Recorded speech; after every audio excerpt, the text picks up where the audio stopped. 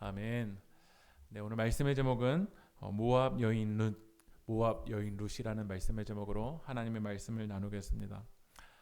일산에는 참 병원이 많은 것 같아요. 어떤 도시보다 참 병원이 많은 것 같습니다. 그 중에서도 대학병원이 참 많습니다. 최근에는 이제 차병원도 생겼고, 백병원도 있고, 동국대병원도 있고, 암센터도 있고, 여러 대학병원 정도에 되는 사이즈가 되는 병원들이 많은 것 같습니다. 그런데 우리가 대학병원에 가는 이유, 그렇게 더 비싼 돈을 지불하면서도 대학병원에 가는 이유는 우리의 이 건강 상태를 더 정밀하게 진단받기 위해서입니다. 엑스레이보다는 MRI나 CT까지 우리가 찍는 이유는 더 정밀하게 진단을 받아서 그 정밀하게 된 진단을 통해서 우리가 더 정밀하게, 더 건강하게 치료받기 위해서 우리는 그렇게 비싼 병원에 가게요. 비싼 치료를 받게 됩니다. 때론 여러분들이 병원에 가서 진단을 받기 위해서 선생님이 배를 들어보라고 할 때가 있습니다. 근데 그 배를 들어보라고 할 때 저는 부끄러워서 배를 들 수 없습니다. 옷을 들 수 없습니다. 라는 말을 들어봤던 분은 아직까지는 없습니다. 2주 전에 제가 우리 같은 층에 있는 치과에 가서 치료를 받았는데요. 나라에서 이제 무료로 이제 검진을 해줘서 검사를 받으러 갔습니다. 사실 제 안에 약간 작은 썩은 것들이 있거든요. 근데 썩은 것이 있기 때문에 저는 그걸 감추기 위해서 입을 열 수 없습니다. 라고 한다면 누가 손해이죠? 아마 제가 손해일 거예요. 부끄러운 모습일지라도요, 의사에게 내 몸의 실제가 연결되어야, 드러나야 의사를 통해서 치료의 역사가 일어납니다. 하나님 앞에서도 마찬가지입니다. 하나님 앞에 나아갈 때는 우리가 괜찮은 척이나 대단한 척이 아니라 연약한 모습 있는 그대로 주님과 연결될 때 하나님의 회복의 역사가 일어날 줄 믿습니다. 예수님도 우리에게 이렇게 말씀하셨어요. 마가복음 2장 17절 한번 읽어볼까요? 읽어보겠습니다. 예수께서 이르시도 건강한 자에게는 의사가 쓸데없고 병든 자에게야 쓸데있느니라. 나는 의인을 부르러 온 것이 아니요 죄인을 부르러 왔노라 하시니라. 예수님도 말씀하시는 거죠. 건강하다고 생각하면 의사가 필요 없다라는 거야. 누구에게 예수님이 필요하냐면 죄인인 것을 인정하는, 죄인임을, 연약한 자임을 인정할 때 주님의 은혜가 필요한 줄 믿습니다. 오늘 우리는 이제 룻기 마지막 시간이에요. 룻을 통해서 하나님이 기업 무름하시는 그 구원의 스토리, 사랑의 이야기를 우리가 보고 있습니다. 베들레헴에 흉년이 들었어요. 흉년이 드니까 이 엘리멜렉과 나오미가 떠나갑니다.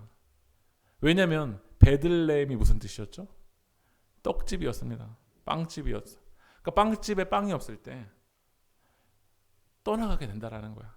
그 빵집에 빵이 없는 이유는 하나님이 왕 되시지 않을 때 이 사사시대에는 흉년이 임했다라는 걸 우리가 보았습니다.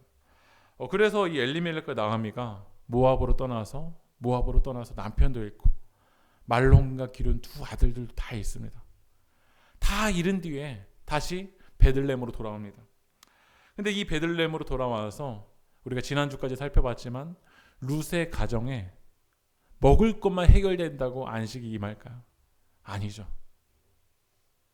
보아스를 통해서 은혜를 받아야 이 룻은 진정한 안식을 누릴 수가 있습니다. 그런데 그 기업 물음과 안식은 첫 번째로는 책임질 수 있는 능력이 되는 사람이 우리에게 안식을 줄 수 있어요. 우리를 사랑한다라고 해서 그 감정만을 가지고 우리 책임질 수 없습니다.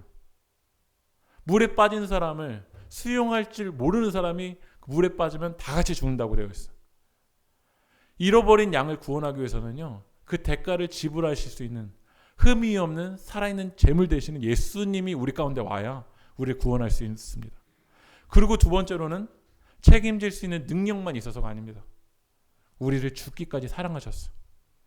그래서 예수님은 십자가의 죽으심으로 우리에 대한 사랑을 어떻게 하셨죠? 확증하셨습니다. 우리가 이제 지난주까지 그렇게 말씀을 봤는데요. 오늘 본문에서는 드디어 나오미랑 보아스가 아니라 룻과 누구죠? 보아스가 이제 결혼을 하게 됩니다. 이 결혼을 해서 이제 아들을 낳는데요. 우리가 룻기 1장부터 룻을 따라다니는 이름이 있어요. 그냥 룻이라고 말하면 될 것 같은데 룻 앞에 따라다니는 그 문구가 있어요. 그게 무엇이었죠? 모압 여인이었어. 그런데 오늘 룻기 4장까지 오면서 룻을 이야기할 때 뭐라고 하냐면요. 한번 말씀 읽어볼게요. 룻기 4장 10절 한번 읽어볼까요? 시작.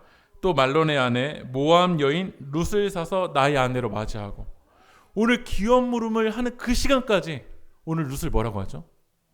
모압 여인 룻이라고 하는 거야. 그러니까 사람들은 룻을 다 판단해버려요. 너는 모압 사람이야? 너는 여인이야. 지금도 여러분에게 한번 물어볼게요. 제 동생이 제천에서 왕당리에 삽니다. 왕당리. 왕당리 오빠라는 이미지랑 분당 오빠. 여러분 딱 어떠세요? 어디가 맞다라고는 말하지 마세요. 근데 벌써 분당 오빠랑 왕당리 오빠. 여러분들 웃으시는 이유는요. 벌써 왕당리. 여러분들이 벌써 왕당리라는 걸 가지고 그 사람 어떻게 하죠? 다 규정해버리는 거야. 그러면 우리들은 사람들이 나를 모압으로 나를 규정해버리고 여인으로 규정해버릴 때 그것이 드러나지 않기 위해서 어떻게 하냐면요. 그 모압을 숨기려고 합니다. 여인인 걸 어떻게 하려고 하냐면 숨기려고 합니다. 그러니까 선악과를 따먹은 인간이 첫 번째로 한 건 뭐였냐면요. 숨기는 거였어요. 무화과 나뭇잎으로 어떻게 하죠? 나를 가리는 거예요.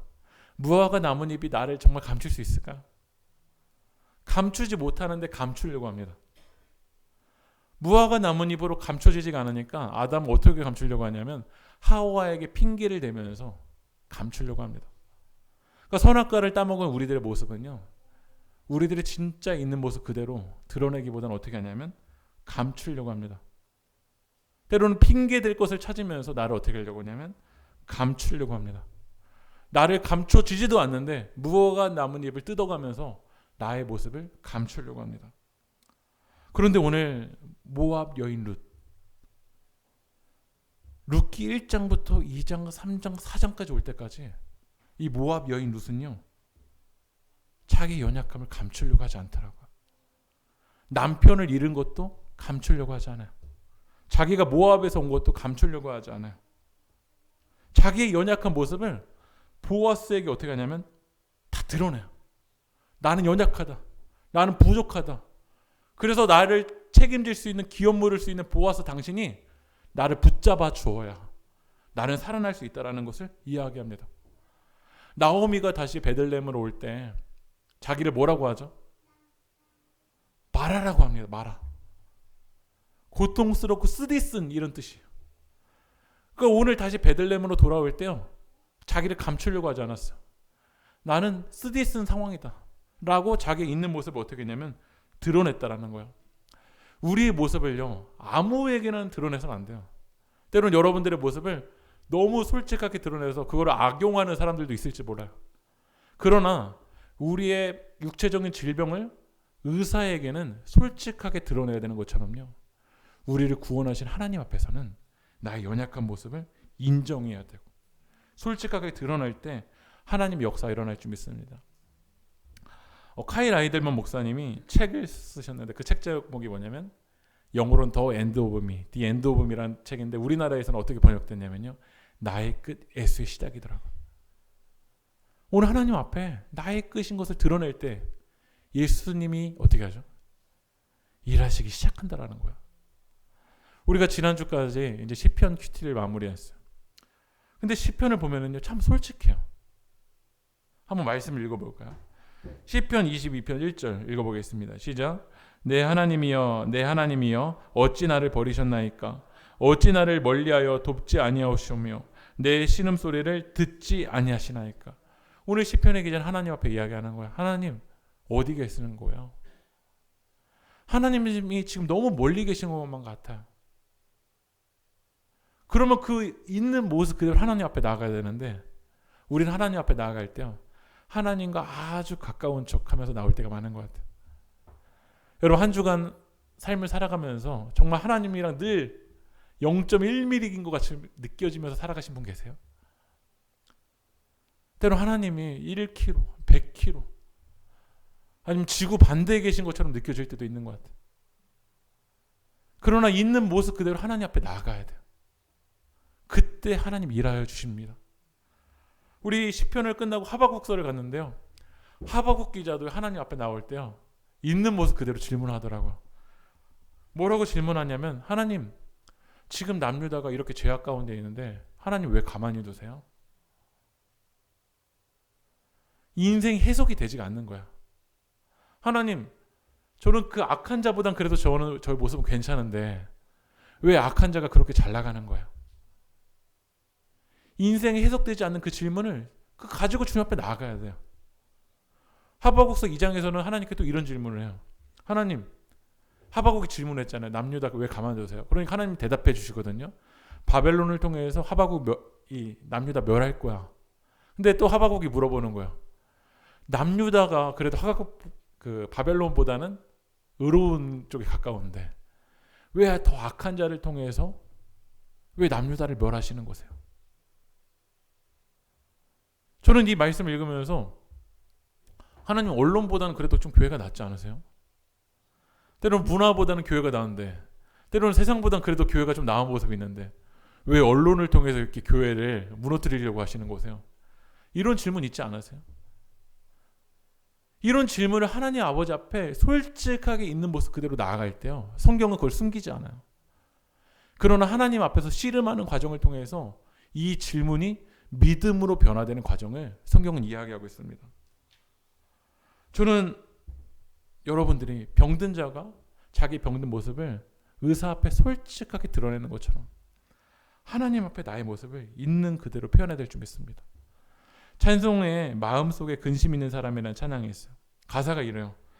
마음속에 근심 있는 사람 주 예수 앞에 어떻게 하래라고 돼 있죠? 그냥 괜찮은 척하고 이 정도만 안 하고 일부는 속으로 끙끙 앓고 있으라고 하지 않습니다. 다 아뢰어라. 슬픈 마음 있을 때라도 주 예수께 아뢰라. 후렴이 뭐라고 하냐면, 주 예수 앞에 다 아뢰어라. 주 우리의 친구니 무엇이나 근심하지 말고 주 예수께 아뢰라. anything, 어떤 것만 주님 앞에 나아가는 것이 아니라 everything, 모든 것을 주님 앞에 기도해야 돼요. 오늘 이제 보아스랑 이제 룻이 결혼을 하고 이제 아들을 낳게 되는 상황 가운데 오늘 그 성문에 누가 있었냐면 장로들이 있었잖아요. 그 장로들이 이 가정을 축복합니다. 뭐라고 축복하냐면 룻기 4장 11절 한번 읽어볼게요. 시작.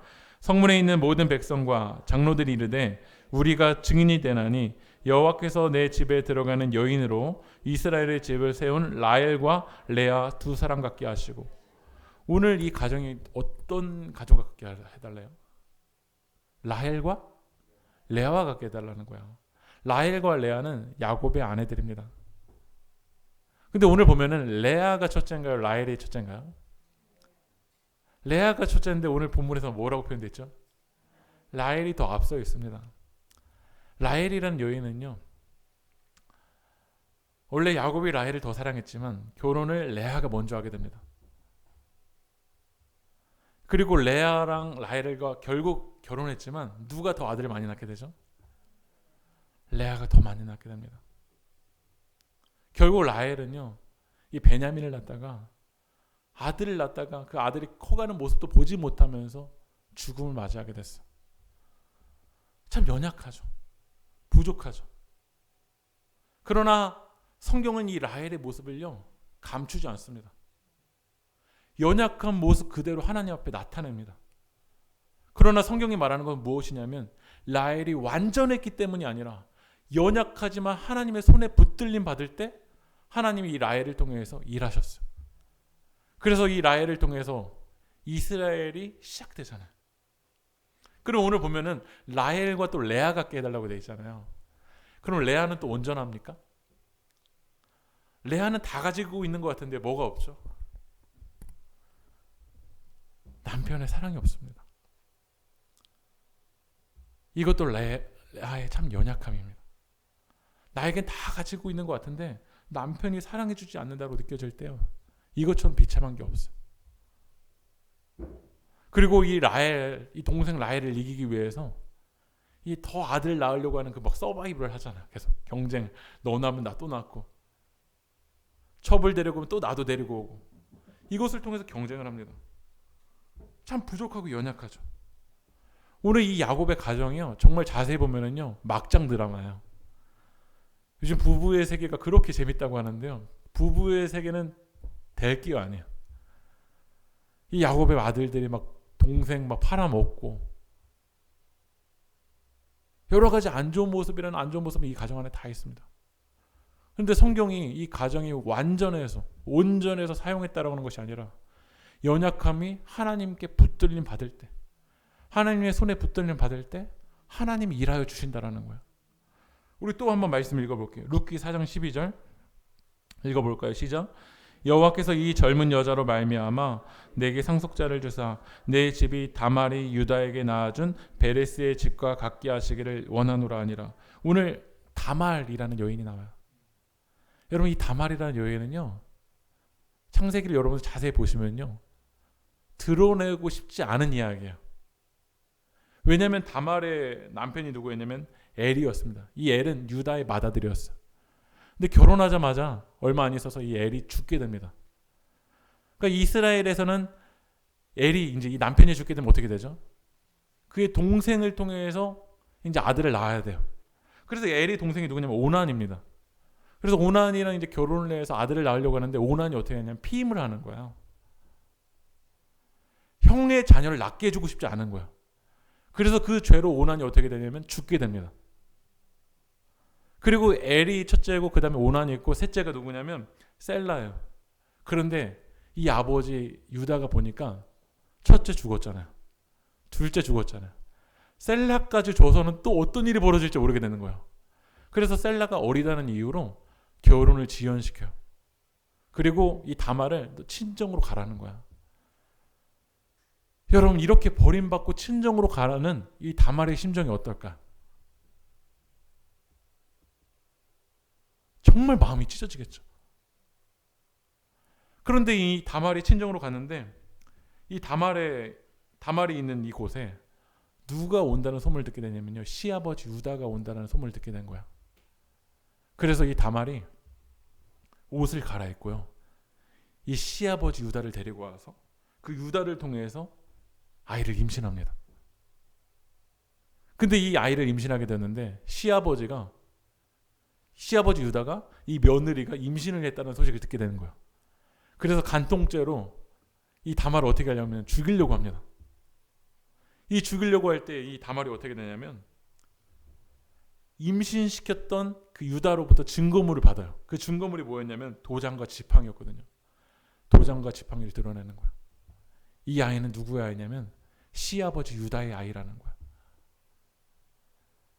여러분 이 가정의 스토리를 여러분 같으면 여러분 자서전을 쓴다고 하면 이걸 드러내고 싶겠어요?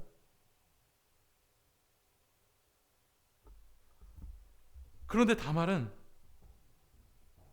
결국 아들을 낳게 됐는데 이 아들이 베레스랑 세라입니다. 그리고 시아버지 유다는요, 오히려 이 며느리를 인정해 줍니다.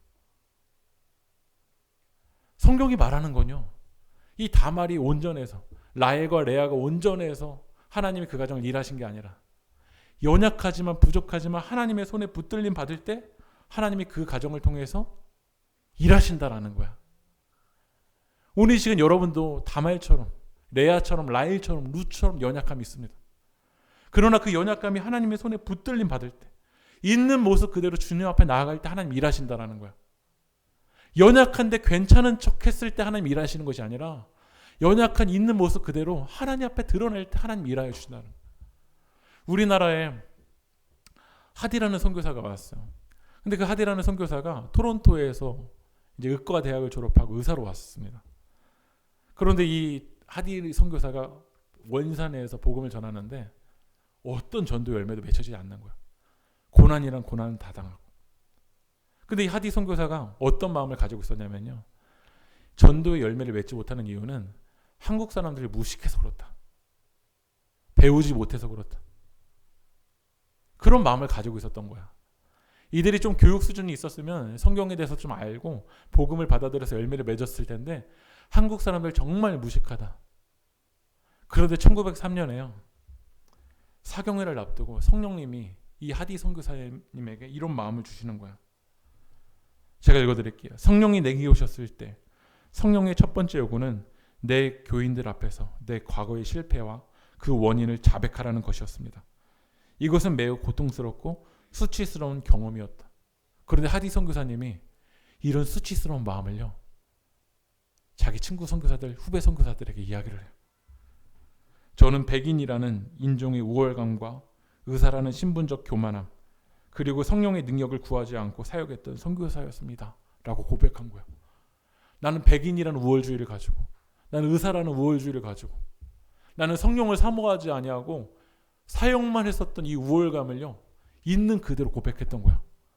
하디가 고백하니까 그 가까운 선교사들이 다 울면서 고백했던 거야. 그리고 집회에 나와서 이 선교사들이 자기의 연약한 모습을 고백하니까요, 이 원산에서 막 성령님이 역사하시는 거예요. 성령님이 이 원산에서 역사하시니까 1907년에 평양에서 역사하는데 막 길선주 장로님 같은 분들이 자기 연약한 모습들을 다 고백해요. 회개해요. 하나님 앞에서 회개할 때 놀라운 성령의 역사가 일어나더라고요. 그런데 우리의 문제는 뭐냐면요, 나의 연약함을 고백하지 않아요. 하나님 앞에 있는 모습 그대로 나아가야 되는데 우리는 괜찮은 사람인 거예요. 성경에서 히브리어로 죄가 하말타야라는 단어입니다. 하말타야라는 단어는요, 화살을 썼는데 이 화살이 빗나간 거예요. 근데 이 부분을 한 목사님 어떻게 이제 해석하시냐면, 현대 크리스찬들이 화살을 쏘기는 쏘는데 자기가 쏜 데다가 어떻게 하냐면 관역을 그리는 거예요. 하나님이 관역을 그려주셨는데 그 관역이 아니라 내가 화살을 쏘고 쏜 다음에 거기다가 관역을 그려놓는 거예요. 그리고 그 관역이 뭐가 되냐면 기준이 돼버리는 거예요. 하나님이 요나에게 어디로 가라고 말씀하시죠? 니느웨로 가라고 말씀하시잖아요. 그런데 자기가 관역을 다 그려놔요. 다시스로 관역을 그려놔요. 이방인에게는 갈 수 없어. 그 아수르의 수도에게는 갈 수 없어. 자기가 관역을 다 그려놓는 거예요.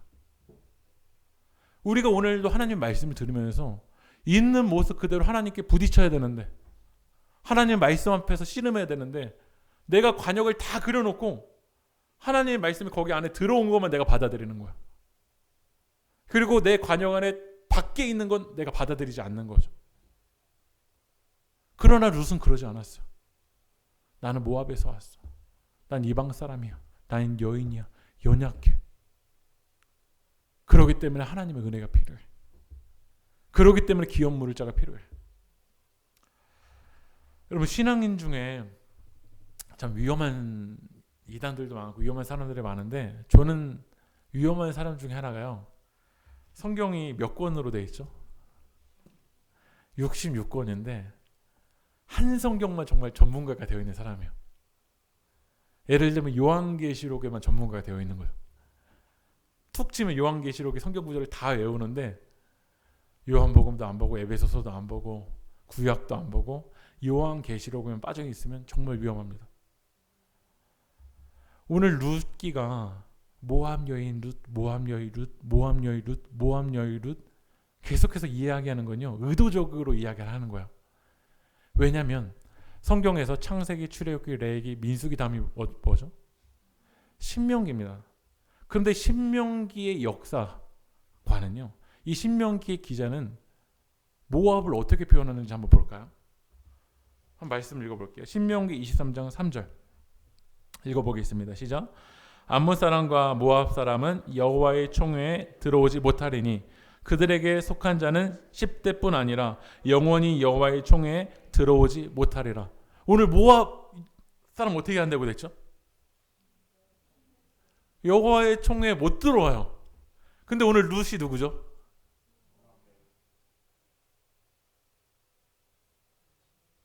그러니까요, 신명기가 하나님의 말씀이 나온 역사적인 맥락이 있잖아요. 신명기는 이스라엘 백성들이 이제 가나안 땅을 앞두고 모세가 고별 설교하는 거예요. 애굽에서 나와서 가나안 땅에 들어갈 때 정말 중요한 것 중에 하나가 이 가나안 문화에 흡수되지 않는 거예요. 거룩한 나라, 거룩한 제사장으로 살아가는 거예요. 그렇기 때문에 이 신명기가 나온 역사적인 맥락 속에서는 구별됨이 참 중요했던 거야. 그래서 몸부림쳤던 거죠. 모압 여인, 모압 사람, 암몬 사람 들어오지 마. 우리의 거룩함을 유지하기 위해서. 그런데 이제 가나안 땅에 들어가서 사람들이 신명기만 보는 거예요. 신명기로만 이 관역을 만들어 놔서 다른 것이 들어오지 못할 때는 어떻죠? 이제 은혜는 없는 거야. 여러분에게도 지금 신명기로만 하나님을 축소시켜 놓은 하나님이 있습니다. 그 하나님으로만 바라보면요, 내 주변에 있는 모압 사람은요, 교회 오면 안 됩니다. 암몬 사람 하나님 믿으면 안 돼요. 내가 벌써 하나님의 관역을 다 신명기로만 축소시켜 놓은 거야. 신명기가 필요 없다는 게 아닙니다. 신명기가 말하는 하나님이 있고요, 오늘 룻기가 말하는 하나님이 있고, 사사기가 말하는 하나님이 있고, 에베소서가 말하는 하나님이 있고, 긴급한 때 요한계시록이 말하는 하나님이 있습니다. 그런데 그 맥락 안에서 하나님을 바라보기보다는 내가 다 규정해 놓는 거야. 하나님이 우리 가운데 원하시는 건 무엇이냐면, 내가 관역을 만들어 오는 하나님이 아니라 오늘 있는 모습 그대로 나의 연약함을 하나님 앞에 드러내기 원하세요. 오늘 모압 여인 룻. 그러나 이 룻을 통해서 누가 태어난 줄 아세요? 오벳이 태어났는데, 오벳이 누구죠? 오벳의 아들이 이새고, 이새의 아들이 누구죠? 다윗입니다. 그리고 다윗이 마태복음 1장에 가면 누구와 연결이 되죠? 예수 그리스도와 연결됩니다. 여러분, 마태복음 1장 가보면요, 여인이 5명이 등장해요. 마리아, 다말, 라합, 룻, 우리야. 마리아 빼고는 다 이방 여인이에요. 다말은 방금 말씀드렸잖아요. 며느리가 시아버지와 관계해서 아들을 낳았어요. 라합은 창녀 출신이에요. 룻 이방 모압 여인이에요. 바세바는 이방 햇사람 우리아의 아내예요. 그런데 성경은 그 연약함을 숨기나요? 숨기지 않습니다. 삭제하지도 않아요. 미화시키지도 않아요. 그 있는 모습 그대로 하나님께 내려놔요. 그러나 하나님의 손이 그 연약함 가운데 함께 하실 때, 하나님의 은혜가 그 룻과 함께 할 때, 하나님이 사랑이 그와 함께 할 때, 하나님은 그 여인을 통해서 하나님의 사랑의 스토리를 써내려 가시고 구원의 스토리를 써내려 나가십니다. 행복한 크리스천이라는 책이 이제 김영호 목사님이 쓰신 묵상의 책인데, 제가 어제 설교를 준비하다가 그 책을 읽었는데 참 인상 깊었던 이 이야기가 있었습니다. 영국인들이 이제 인도에다 골프장을 만들어 놨는데, 이 인도에는 좀 특이하게요, 골프를 칠 때마다 원숭이가 나타나서 골프공을요 이리저리 옮겨 놓는 거예요. 그러니까 이제 골프 경기가 공 있다고 왔는데 원숭이가 저쪽에 갖다 놓든지 하면은 이쪽을 옮겨 놓으면은 이게 경기가 지연되는 거야. 그래서 막 원숭이 쫓으랴, 골프공 찾으랴, 정작 골프를 즐길 수가 없는 거예요. 그래서 막 담장을 높여놓기도 하고 경비원 두기도 하지만 이 원숭이의 날렵함을요 당해낼 수가 없는 거야. 그래서 영국 사람들이 인도에서 골프를 할 때 규칙을 만들었대요. 원숭이가 갖다 놓은 그곳에서 경기를 시작하라는 거야. 이러한 규칙을 따라서 이 경기를 하다 보면은요, 정말 예상 밖의 결과가 나타난대요. 엉뚱한 방향으로 날아가서 갑자기 그 홀에 들어가서 승리를 하기도 하고 좋은 결과를 얻지 못하는 일이 일어나기도 한대요. 이 책의 저자가 우리에게 이야기하더라고요. 우리의 인생도 이와 마찬가지지 않냐라는 거야. 우리 삶에서 일어나는 일을 우리 자신이 완벽하게 통제할 수 없다라는 거야. 노력해도 내 계획대로 되지 않는 일도 많이 일어납니다. 문제는 그러한 상황에 짜증을 내고 바꿀 수 없는 과거에 신경을 쓰느라 정작 앞에 놓여진 삶도 제대로 살지 못한다는 거야. 과거에 매이다 보니까 정작 경기를 못한다는 거죠. 이를 통해서 영국인들이 지혜를 얻었대요. 뭐냐면 삶이 틀어진 곳에서 다시 경기를 시작하라는 거야. 모압 여인? 삶이 틀어진 것 같지만 거기서 시작하라는 거야. 그러면서 책에서 뭐라고 하냐면 어쩔 수 없는 숙명론도 자포자기하는 심정도 아닙니다. 우리 삶에 예기치 못한 일이 일어나도 내 뜻대로 모든 일이 되지 않더라도 내 삶은 하나님의 손에 있음을 믿기 때문에 다시 삶이 틀어진 곳에서 경기를 시작할 수 있다라는 거야. 모압 여인 룻, 다말, 라합. 삶이 틀어진 것 같지만 그 연약함도 하나님의 손에 안에 있기 때문에 우리는 다시 경기를 시작할 수 있을 줄 믿습니다. 오늘 룻을 이제 마무리합니다. 제가 어제 말씀을 참 준비하면서 이 룻을 통해서 말씀해 주신 하나님이 너무나도 감사하고 하나님의 사랑이 너무나도 감사한 것 같아요. 제가 요즘 그 상담 수업을 들으면서 제가 듣는 수업 중에 인간 중심 상담이라는 수업이 있는데 거기 이제 김혜실 교수님이 저에게 이런 얘기를 해주셨어요. 사람을 보는 관점이 카메라의 관점이 있고 비디오 카메라의 관점이 있다라는 거예요. 카메라가 있고 비디오 카메라가 있다. 그런데 사람들은 대부분이 카메라로 사람을 본대요. 그러니까 스냅샷을 딱 찍어서 너 1998년에 그랬지. 너 2000년에 그랬지. 너 2000년에 이런 죄 질렀지. 스냅샷처럼 우리들의 인생을 판단한다라는 거야. 때로는 우리들도 누군가를 볼 때 그때 그 사람 내게 이랬는데 라고 해서 스냅샷을 찍어놓고 그걸로 그 사람을 묵상하고 증오하고 미워하고 해결되지 않는 문제가 있을지 몰라요. 그런데 하나님은 스냅샷이 아니라 비디오 카메라를 가지고 있다는 거야. 실패한 경험이 있지만 카메라를 계속 돌리고 계시는 거야. 기승아, 너 무너졌지. 뒤틀어졌지. 그러나 계속 가. 나는 너를 스냅샷으로 단정하지 않아. 한 개의 사건이 있었지만 너를 통해서 나는 사랑의 이야기를 써내려갈 것이야. 모압 여인 룻을 사람들은 스냅샷으로 찍었었다면 룻기 4장에 이런 구원의 스토리 일어나지 않았을 거야. 그러나 하나님은 여러분을 비디오 카메라로 보고 계세요. 여러분의 연약한 모습? 그래 있어요. 부족한 모습이 있어요. 그러나 그것을 통해서 하나님은 여러분의 사랑의 이야기를 써내려가는 줄 믿습니다. 우리를 사랑하신 하나님은 그 틀어진 곳에서 다시 시작하렴. 너를 사랑한다. 너를 모압이란 틀, 여인이라는 틀에 가두지 않는다. 너를 통해서 다시 태어날 것이고 너를 통해서 하나님의 사랑의 이야기가 시작될 것이다. 우리 이 세상을 살아가는 동안에 우리 하나님께 찬양하면서 우리 결단하겠습니다.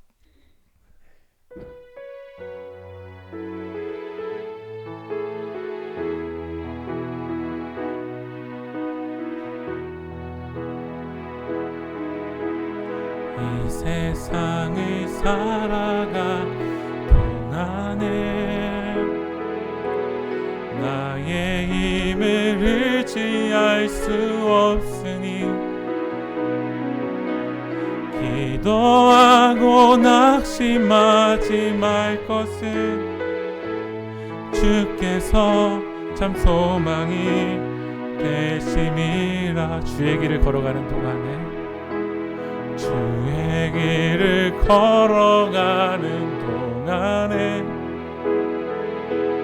세상에 거두지 알 수 없으니 감사하고 낙심하지 말 것은 주께서 참 기쁨이 되심이라. 하나님의 꿈이 나의 비전이 되고 예수님의 성품이 나의 인격이 되고 성령님의 권능이 나의 능력이 되길 원하고 바라고 기도합니다. 하나님의 꿈이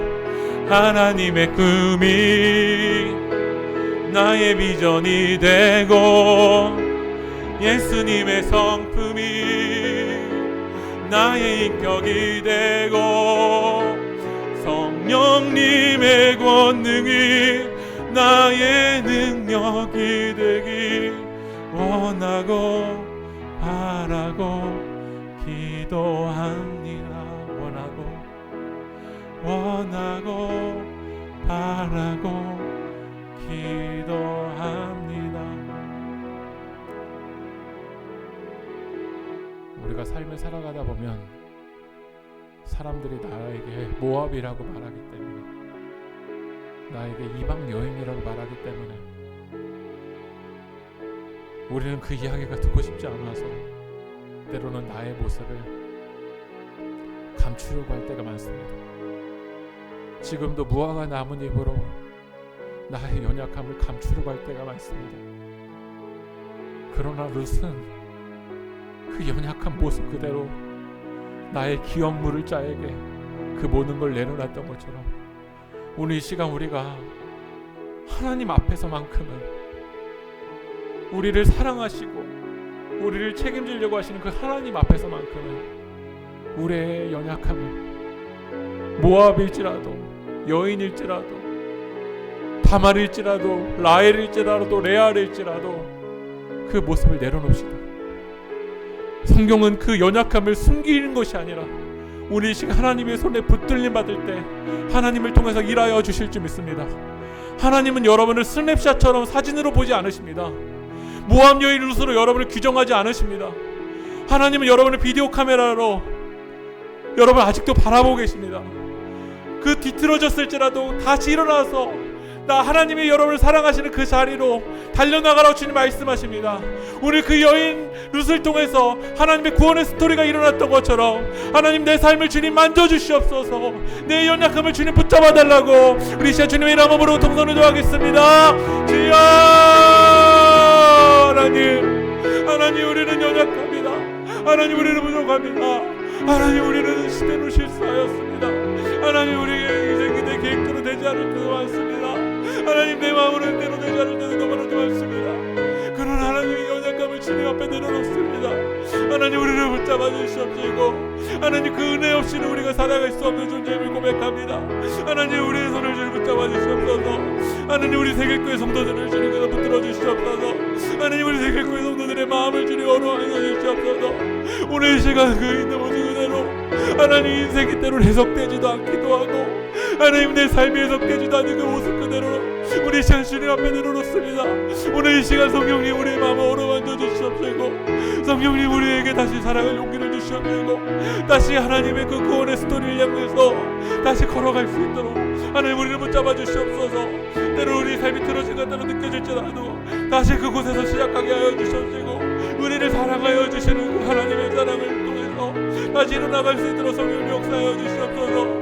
하나님 우리를 붙잡아 주시는 하나님 우리를 단정하지 않으시고 우리를 규정하지 아니하시고 우리를 정죄하지 아니하시고 우리를 사랑의 스토리로 이끌어 가시는 그 하나님을 우리 시간 우리가 바라볼 수 있도록 인도하여 주시옵소서. 오늘 그 하나님의 사랑을 향해서 우리가 더욱더 달려가게 하여 주시옵시고 그 하나님의 은혜가 우리 가운데 완전 나갈 수 있도록 주 아버지 하나님 인도하여 주시옵소서.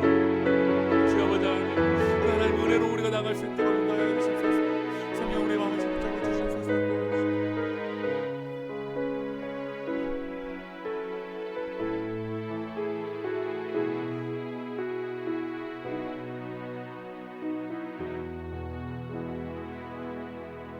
하나님 우리를 모압으로 여인으로 룻으로 정죄하지 아니하시고